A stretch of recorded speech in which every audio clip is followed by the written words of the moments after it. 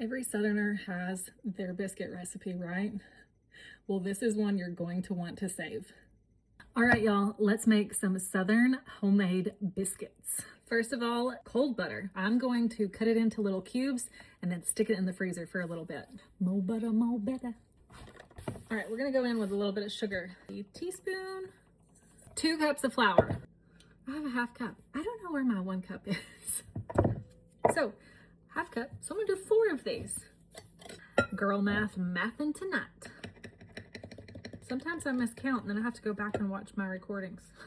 That is 2 cups. We need a tablespoon of salt and a tablespoon of baking powder. Boop, boop, boop, boop, boop, boop. Just gonna stir that up a little bit. Then we're ready to add the butter in.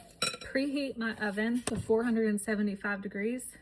I'm gonna stick my cast iron in there and get that warming up. Did I say 475? 425.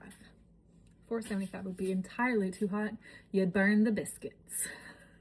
The butter is frozen. Let's add that. You can just use your hands and get that all incorporated. If you have a biscuit cutter, you can use that, but you don't have to have a biscuit cutter. You can totally use your hands. In fact, I probably will just use my hands, but you want to try to keep that butter as cold as possible. I'm switching to my hands.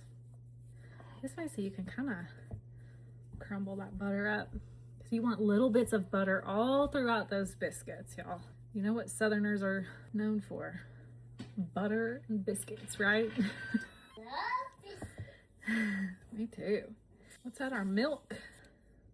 1 cup of milk. All right, so I've got this dough all incorporated. Press that out 3/4 of an inch.